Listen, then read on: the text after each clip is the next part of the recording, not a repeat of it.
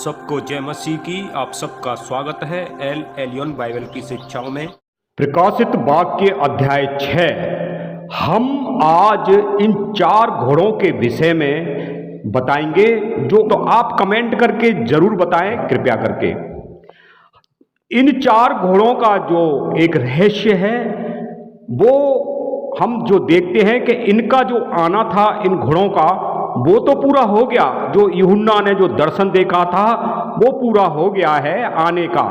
अभी भी इनमें से कुछ का समय समाप्त हो गया है और कुछ अभी भी इनका कार्य कर रहे हैं। इस विषय पर हम जानकारी देखेंगे एक एक घोड़े के विषय में। जैसे कि सबसे पहला घोड़ा सफेद घोड़ा है और सफेद घोड़े के विषय में हम देखेंगे। कई लोग सफेद घोड़े को गलत तरीके से प्रचार कर देते हैं, हालांकि ये कोई खास गलत तरीका नहीं है। वो इस तरीके से बताते हैं कि सफेद घोड़ा जो है वो यीशु मसीह हैं, जो प्रकाशित वाक्य 19 में हैं, जबकि ऐसा बिल्कुल भी नहीं है। फिर मैंने देखा कि मेमने ने उन 7 मोहरों में से एक को खोला और उन 4 प्राणियों में से एक का गर्जन सा शब्द सुना कि आ।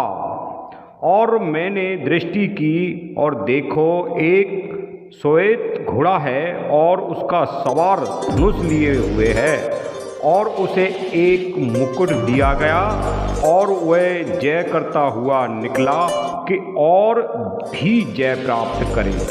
कई लोग इस सफ़ेद घोड़े को यीशु मसीह से जोड़ देते हैं कि ये यीशु मसीह हैं, लेकिन आज हम इसका रहस्य जो जानेंगे। सफ़ेद घोड़े का अर्थ है धार्मिकता और उसके ऊपर जो सवार है वो युद्ध करता है, यानी कि धार्मिकता से युद्ध करता है। और जो धनुष और बाण है वो परमेश्वर की वो वाचा है जो जल प्रलय के समय में रखा था। तो यहाँ पर धार्मिकता के साथ युद्ध हो रहा है और ये कलेशियाओं का समय है। यह घोड़ा जो है एक प्रतीक है। सफ़ेद घोड़े का जो समय है वो कलेशियाओं का समय है, जो कि प्रभु यीशु मसीह से शुरू होता है। जगत की उत्पत्ति से घात हुआ मेमना, लेकिन प्रकट कब हुआ? इसका कार्य यीशु मसीह के द्वारा जो संसार पर 2000 साल पहले उनका कार्य प्रकट हुआ। उन्होंने अपना बलिदान किया, फिर वह तीसरे दिन जीवित होकर 40 दिन रहकर चेलों के बीच में फिर वो स्वर्ग चले गए। प्रभु यीशु मसीह ने इस तरीके से कार्य किया। हम जानते हैं कि यीशु मसीह बलिदान हुए, लेकिन बाइबल बताती है कि जगत की उत्पत्ति से वो मेमना घात हुआ। इसके बाद परमेश्वर का कार्य पृथ्वी पर हुआ कलीसियाओं के द्वारा। पवित्र आत्मा पूरे संसार पर कार्य कर रहा है और यह प्रतीक है धार्मिकता के युद्ध का। जब हम इस घोड़े के सवार को देखते हैं, उसके हाथ में धनुष तो है, लेकिन उसने कभी भी किसी की जान नहीं ली और ना किसी को मारा है, लेकिन विजय प्राप्त होती चली जा रही है, क्योंकि ये धार्मिकता का प्रतीक है जो आत्मिक रीति से हम देखते हैं। कितने सताव हुए हैं कलीसियाओं के ऊपर, लेकिन कभी भी प्रभु यीशु मसीह ने ये नहीं कहा कि तुम उनसे बदला लो। वो हमेशा इस चीज़ के विषय में बातें करते रहे कि यदि तुम्हें कोई सताए तो तुम उनके लिए प्रार्थना करो। स्वयं प्रभु यीशु मसीह ने भी ऐसा किया, क्योंकि सफ़ेद घोड़ा जो है वो धार्मिकता से युद्ध कर रहा है। ये कलीसियाओं का सिद्धांत है। यह जो सफ़ेद घोड़ा है ये यीशु मसीह स्वयं नहीं है, यीशु मसीह के द्वारा कलीसियाओं के लिए कार्य है और उनके सिद्धांत हैं। कुछ लोग ऐसा मानते हैं जो कि प्रकाशित वाक्य 19 में जो यीशु मसीह हैं वो हैं, लेकिन ऐसा बिल्कुल नहीं है। सफ़ेद घोड़ा वह एक आत्मिक प्रतीक है, धार्मिकता से युद्ध लड़ रहा है और उसको विजय प्राप्त होती चली जा रही है। ये कार्य चलता रहेगा जब तक यीशु मसीह नहीं आ जाते दोबारा। सफ़ेद घोड़ा का कार्य पूरी पृथ्वी पर कलेशियाओं के द्वारा चलता रहेगा। इस तरीके से बिल्कुल नहीं है कि स्वर्ग में घोड़े हैं और वहाँ पर से कोई बैठकर आएगा और उसको हम देखेंगे। इनका जो आने का जो तरीका था वो हो रहा है 2000 साल से। ऐसा हम बिल्कुल नहीं देखेंगे प्रैक्टिकल में कि जैसे काला घोड़ा निकलेगा, पीला घोड़ा निकलेगा, इस तरीके का हम नहीं देखेंगे। ये आत्मिक तरीका है जो संसार में एक घटना घटेगी और घट रही है। जैसा कि हमें पता है कि कलेशियाएँ कितनी सताप के साथ गुजरी हैं।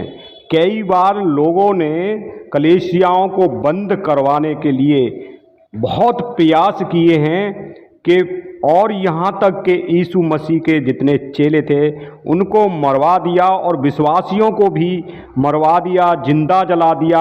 कई बार कई अधिकारी राजाओं ने कलेशियाओं को रोकने के लिए फुल जोर किया, लेकिन फिर भी परमेश्वर का सामर्थ और हम इस सफ़ेद घोड़े को जो देखते हैं इसका अर्थ यही है कि वो विजय प्राप्त करता चला गया और सताम में भी शैतान जो है नाकामयाब रहा और कलेशिया कामयाब हो गई।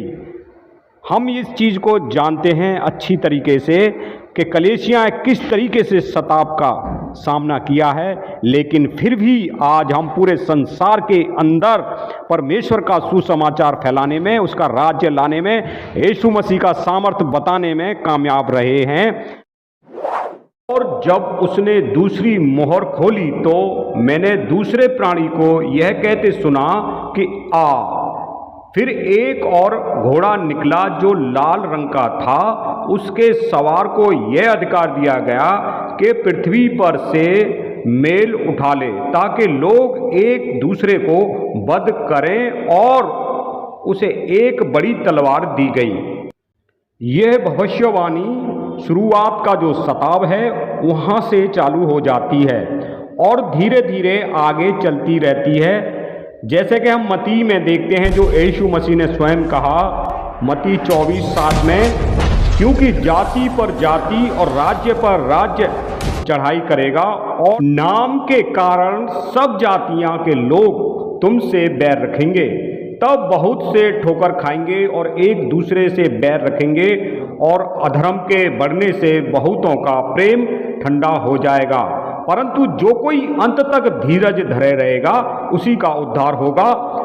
हम यहाँ पे देखा है कि दूसरा जो घुड़सवार है उसका कार्य क्या है, मेल मिलाप को उठा लेता है। और यहाँ पर मत्ती में जब हम देखते हैं कि मेल मिलाप को उठा लिया जाता है और किस तरीके से एक दूसरे से लोग मार पीट, लड़ाई झगड़ा और अंदर से घृणा पैदा हो जाती है।